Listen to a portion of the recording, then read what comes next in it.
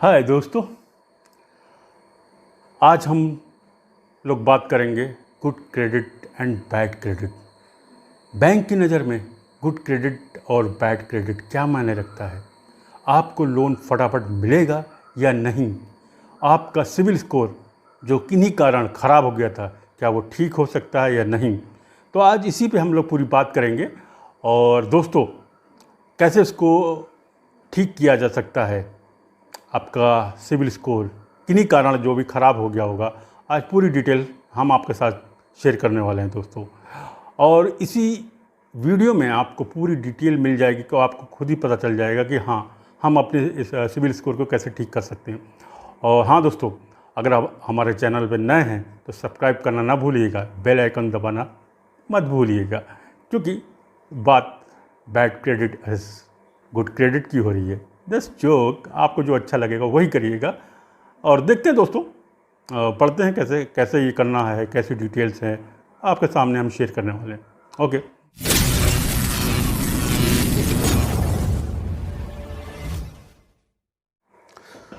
तो दोस्तों, जैसा कि आप लोग जानते ही होंगे, लोन का प्रोसेस जिन लोगों ने लोन लिया है उनको तो पता ही है। और उसी बिहाफ पे आपका क्रेडिट स्कोर बैड कैसे हो जाता है वो भी आपको ही मेरे से ज़्यादा आप जान सकते हो, लेकिन कैसे ठीक हो सकता है ये मैं आपको बताने के लिए आज तैयार हूँ। आपने देखा होगा कहीं भी बैंक ऑफ़र देता है, क्रेडिट कार्ड ले लिए, ये ले लिए। आप मॉल जाते हैं घूमने के लिए, वहाँ भी अक्सर उनके एजेंट वो भी होते हैं कि सर ये हम क्रेडिट कार्ड के तरफ से हूँ और बहुत अच्छा आपको ये ऑफ़र मिल रहा है, आप जो शॉपिंग करते आए हैं, शॉपिंग में आपको डिस्काउंट मिलेगा, ये मिलेगा, नाना प्रकार की चीज़ें वो आपको गिनवाने लगते हैं।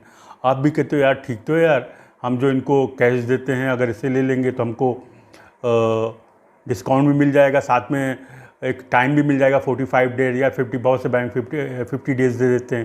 तो ईजी है, हम की ज़रूरत की चीज़ें, मोबाइल लेना, ये लेना, नाना प्रकार की चीज़ें हमको लेना होता है, तो हम इसी लालच में अक्सर कार्ड होते हुए भी एक कार्ड और ले लेते हैं, फिर एक कार्ड और ले लेते हैं। कई कार्ड, यानी कई कार्ड हो जाते हैं हमारे पास, कई क्रेडिट कार्ड हो जाते हैं दोस्तों। तो जब कई क्रेडिट कार्ड हो जाते हैं, अक्सर क्या हो जाता है कि हम हद से ज़्यादा की शॉपिंग कर लेते हैं या खर्चा कर लेते हैं, या कभी कभी ऐसा होता है कि रीपेमेंट का टाइम होता है, क्योंकि बैंक ने कार्ड पर एक टाइम बना रखा कि भाई 45 डेज़ के अंदर आपकी ये डेट है, हर मंथ की ये डेट है, आप जो है उस मंथ में आपको पे करना होगा। तो दोस्तों क्या करते हैं वो लोग, आपकी जो डेट निकल जाने के बाद, जैसे आपको नहीं याद रहा या किन्हीं कारण आपके पास पैसे नहीं रहे, तो क्या होता है कि आपका पेमेंट उनके पास आ नहीं पाता है। और बैंक हो या कोई भी कंपनी हो, वो रिपोर्ट एवरी मंथ आपकी रिपोर्ट सिविल जो भी संस्था हैं जो रेटिंग देती हैं आपके स्कोर को, उनको भेजना होता है। अनिवार्य है दोस्तों कि हर मंथ उनको ये रिपोर्ट आपकी भेजनी ही होगी उनको। तो अक्सर लोगों के पास होता है, पैसा नहीं होता है, किन्हीं कारण हम पे नहीं कर पाते हैं या ओवर ड्यू होता चला जाता है। तो इसी ओवर ड्यू हो जाता है, फिर आखिरी में कहते हैं यार वो, क्योंकि एक बोझ फिर बड़ा बोझ बनता चला जाता है। तो अक्सर क्या होता है कि हम जब पेमेंट नहीं कर पाते हैं तो हमारा स्कोर तो ख़राब होना ही होना है दोस्तों। और फिर क्या हो जाता है कि फिर बैंक भी प्रेशर लगाता है कि भैया आप पेमेंट नहीं कर रहे हो, तो लेकिन आप तो सोचते हो यार चलो जब होगा दे देंगे, लेकिन यही तो आपकी गलती हो जाती है, जब होगा तब जमा कर देंगे। लेकिन दोस्तों क्या पता आपको कि एवरी मंथ की जो आपकी रिपोर्ट जाती रहती, फाइनेंशियल स्टेटस जो आपने यूज़ किया है, बैंक से जो पैसा लिया है, उसकी रिपोर्ट उनको भेजना ही होता है। अब उस रिपोर्ट में अगर आप पेमेंट नहीं कर रहे हैं तो वो भी रिपोर्ट जाती है, तो उसका असर पड़ता रहता है, पॉइंट उसके घटते जाते हैं, नीचे की तरफ जाते रहते हैं। हालत ये हो जाती है, अगर आपने 90 डेज़ हो गया तो फिर एनपीए की कगार में आ जाता है। 90 डेज़ के बाद तो एनपीए घोषित बैंक कर ही देता है। उस हालत में आपका जो स्कोर होता है और माइनस में चला जाता है, और फिर वो धीरे धीरे आपके लिए नुकसान पैदा करना शुरू कर देता है। और जब आप नहीं कर पाते हैं तो या सेटलमेंट पे जाते हैं, बैंक ऑफ़र देता है भैया सेटल कर लीजिए, ये कर लीजिए। गलती से आप जब सेटल आप तो सोचते हो आप बैंक ऑफ़र दे रहा है यार, 100 की जगह कह रहा कि 60 जमा कर दो और आपका खाता बंद हो जाएगा, आपका कार्ड बंद हो जाएगा। आप इस चक्कर में बोलते हो यार अच्छा तो है यार, आजकल पैसों की दिक्कत है, और बंद करवा देते हैं। चलो कार्ड भी बंद कर देंगे, 3-4 कार्ड हैं, 1-2 कार्ड बंद ही करवा देंगे। जब लेना था तो बड़ा शौक़ था, तो उस टाइम हमने ले लिया, कभी सोचा नहीं था। ये बहुत ईजी है, 4 रखें या 5 रखें या 10 रखें, बस मैनेज करिए आप। बस एक टाइम टेबल की बना लीजिए कि अगर हमारे पास 5 कार्ड है, 6 कार्ड है, कि हमको जो हमारी हर मंथ की डेट आती है पे करने की, बस वो बना लिए। वरना आप यूज़ करिए, कभी भी कोई दिक्कत आने वाली नहीं ना। लोग यूज़ करते हैं, कई कार्ड 10-10 कार्ड रखे हैं, 5-5 कार्ड रखे हैं, लोग यूज़ कर रहे हैं। कभी भी उनके ऊपर ये इस तरह का डिफ़ॉल्ट नहीं आता है कि नहीं भैया आपने पेमेंट नहीं किया। आप भी कर सकते हो, बस प्लानिंग के हिसाब से जब भी करिए, प्लानिंग के हिसाब से करिए। कभी भी आपको तकलीफ़ जीवन में नहीं आने वाली। ये मैं लिख के दे सकता हूँ आपको। 10 रखिए, 15 रखिए, आपकी मर्ज़ी है, दर्जन रख लीजिए, ये आपकी मर्ज़ी है दोस्तों। लेकिन प्लानिंग ज़रूर करिएगा, क्योंकि बिना प्लानिंग हम शॉपिंग तो कर जाते हैं, और क्योंकि कार्ड है, शॉप का नाम कितना जाता है। हाँ, दर्द होता है अगर हम कैश से कोई चीज़ ले रहे हैं, किसी की चीज़ को परचेज़ कर रहे हैं, तो कैश निकालना थोड़ा दिक्कत होता है दोस्तों, क्योंकि जेब से पॉकेट से पैसा निकलता थोड़ा दिक्कत होता है। तो वहाँ पे हम कंजूसी कर जाते हैं, सोचो यार नेक्स्ट ईयर ले लेंगे या बाद में ले लेंगे, छोड़ो।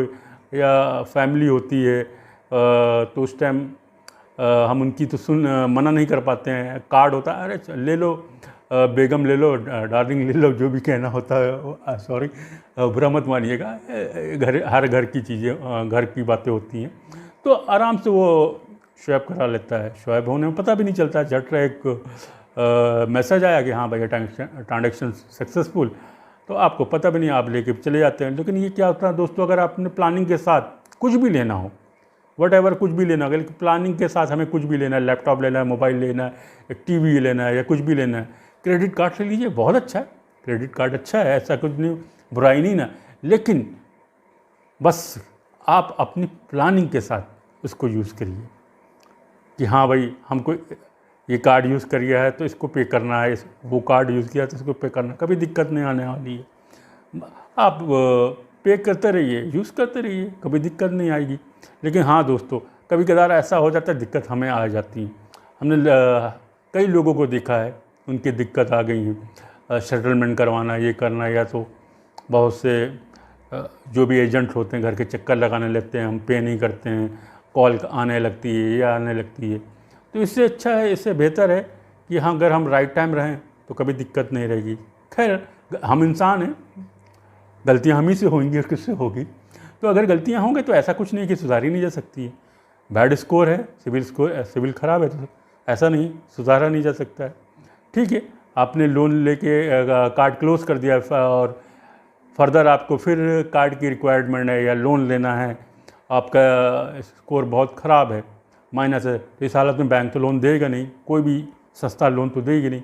तो आप उसका एक तरीका है बहुत प्यार से कि जैसे आप सबसे पहले आप अपने सिविल स्कोर निकालिए। आजकल सिविल स्कोर बहुत इजी फ्री में मिल जाता है, बहुत सी कंपनियां हैं, उनका नाम भी मैं आपको बता देता हूं। आप फ्री में पैसाबाजार.com है, आप जाइए, लॉगिन करिए, अपना email ID, password, email ID, phone number, pan card ये डालिए, फ्री में बन जाता है। फ्री में वो आपको प्रोवाइड भी कर देती है, एवरी मंथ प्रोवाइड करते हैं। पैसाबाजार.com और भी हैं, आप सर्च करिए तो मिल जाएगा।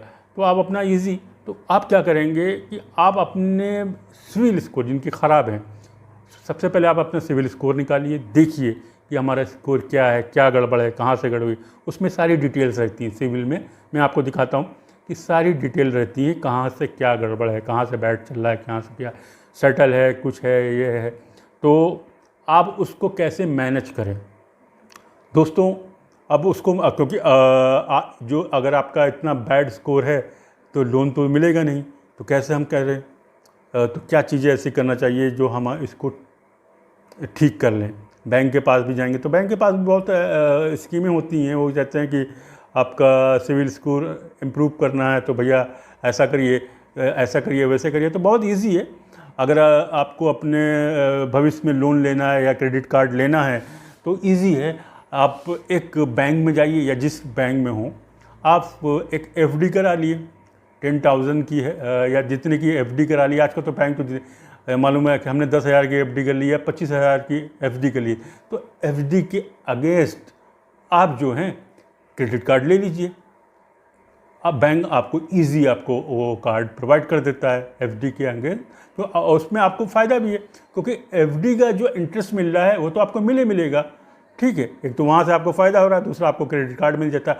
जब आपको वो क्रेडिट कार्ड मिलता है तो आप रेगुलर उसको यूज़ करिए, लेकिन टाइमली, लिमिट के अंदर। कि जैसे आपको उसने 25,000 की लिमिट दे दी, तो आप कोशिश यही करेगा हम 30 से या 40%, यानी 30 से 40% ही यूज़ करें मिनिमम, आप अपनी रेंज के हिसाब से कि हाँ हम इतनी अगर नेक्स्ट मंथ हम इसको पे कर देंगे। हमेशा कभी भी पूरे आपका जो भी लिमिट है पूरी कभी भी लिमिट यूज़ ना करिए, उससे आपका बैड आएगा। क्योंकि ज़्यादा जो आप सिविल स्कोर में देखेंगे कि अगर 90% आपने अपना कार्ड यूज़ किया है तो बैड में जाएगा, क्योंकि वो बैंक उस पर अपना कैलकुलेशन कर लेता है कि भैया इसने ज़्यादा यूज़ करा है तो इसके मतलब पैसे की इसको ज़्यादा रिक्वायर्ड रहती है।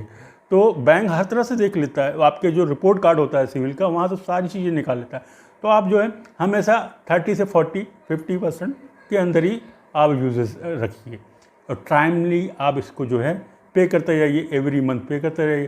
तो धीरे धीरे आपको जो स्कोर आपका सुधरने लगेगा, क्योंकि जाहिर सी बात आप यूज़ करेंगे, हर मंथ पे कर रहे हैं। जो आपका बैड स्कोर था, मतलब कहने का मतलब है कि 500 था या 400 था, वो धीरे धीरे वो बढ़ना शुरू कर देगा। इसी तरह आप छोटे मोटे कई चीज़ें आप कर सकते हैं कि धीरे धीरे आप इम्प्रूव करते जाएंगे, स्कोर आपका गुड होता जाएगा। तो आप एवरी मंथ उस अपने स्कोर, लेकिन काम ये करिएगा अपना जो भी आपने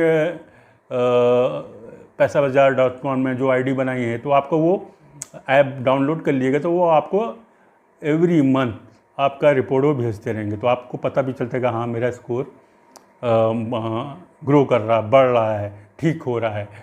तो इसी तरह और भी ऑप्शन रहते हैं, आप जाके छोटा मोटा यानी गोल्ड लोन भी आप ले सकते हैं। अभी अगर आपके पास गोल्ड है, कोई ऑप्शन नहीं ना एफडी नहीं, पैसा नहीं, एफडी नहीं बनवा सकते हैं, तो आप गोल्ड लोन ले लिए, छोटा सा ले लिए, 10-15 हज़ार का गोल्ड ले लिए, उससे भी आपका स्कोर इम्प्रूव होता रहेगा।